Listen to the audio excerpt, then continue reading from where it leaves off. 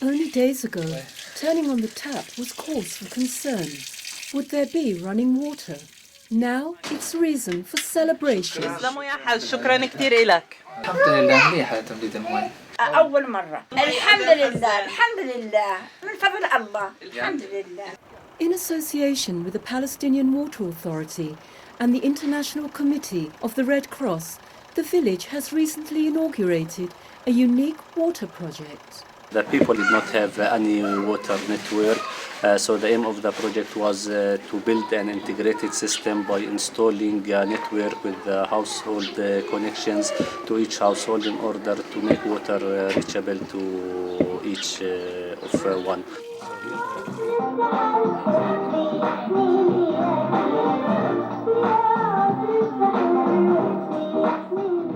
The arrival of running water has completely changed daily life and also saved money. Symbols are often a measure of what's lacking and most in need.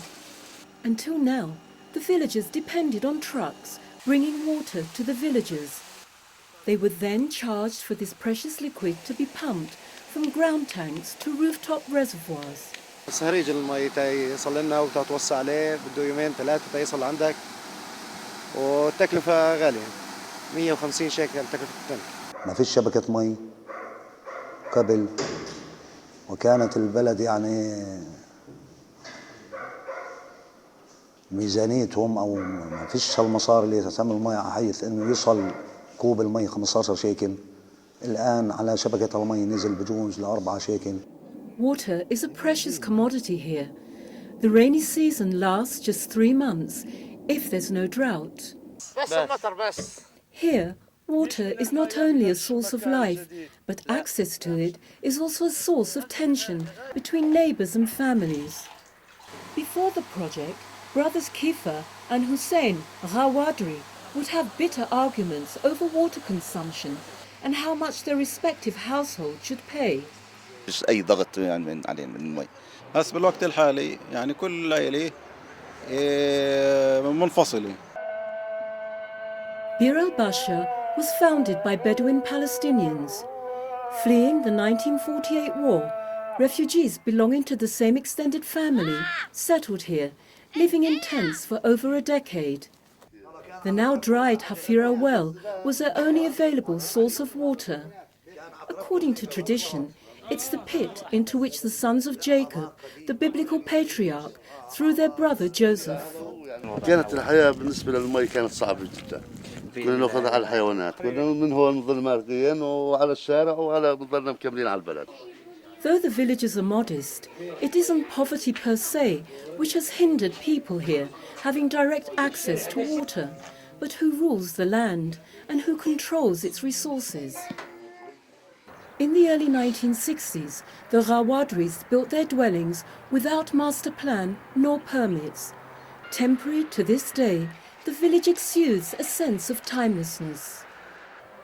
During the 1990s, the Oslo Agreement divided the West Bank into 3 zones: Area A, under Palestinian Authority; Area B, under Israeli Security Control and Palestinian Municipal Authority; and Area C, under full Israeli rule.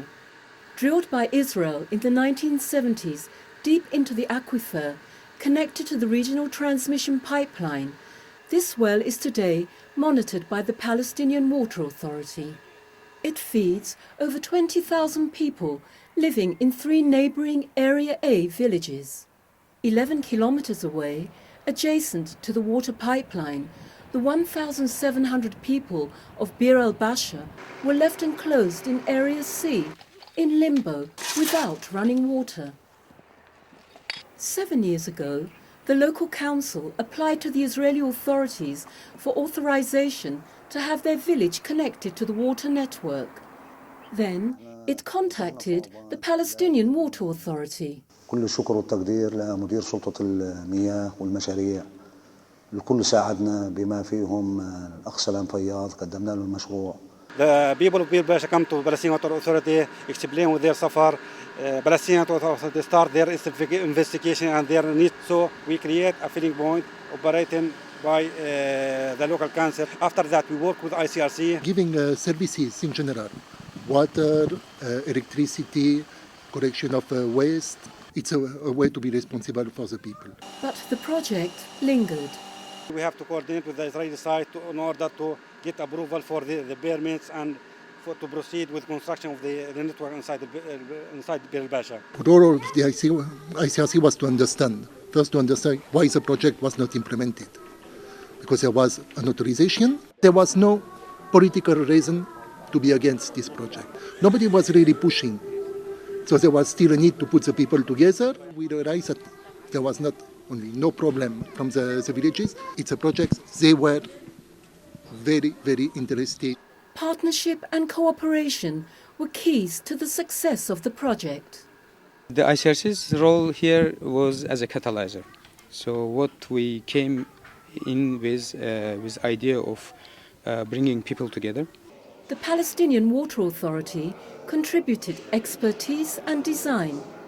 The Red Cross donated 1.5 million shekels, $400,000. The beneficiaries themselves demonstrated uncommon ownership. Usually when we have a project, we try to explain to the village people what they need to implement the project. On this project, it was the village concerned. They were explaining to us what was the need of the population. If you have the population involved, it can work. If not, you end up with court decision, with blockage. So in this project, all the decisions were taken at the level of the neighborhood. عن المواطن طلب منا 500 شيكل من سلطة المياه، كل باشر بدفع 500 شيكل وقدمنا 100,000 شيكل. When you pay for something, you expect a quality. You expect a service that matches your requirements. Once Israel gave its final approval, connecting people with water took less than 4 months. The local filling point connects 257 homes with 11 kilometers of pipes. Each household is equipped with its own water meter. This project is no miracle, no luxury. Bir al-Basha enjoys 3 cubic meters of running water per hour, 12 hours every 3 days a week. Still, it partially answers the villagers' prayers as it dramatically improves their lives. People can get together, authorities can get together, and they respond to the needs of the people together.